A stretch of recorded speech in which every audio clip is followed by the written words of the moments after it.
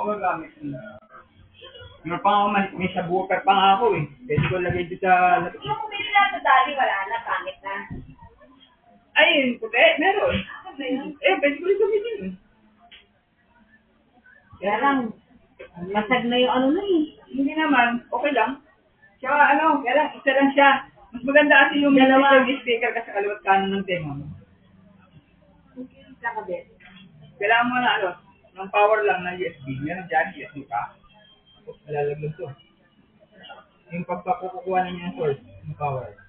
Kahit yung speaker. Tapos yung jack niya, hindi sa mga yung kulit.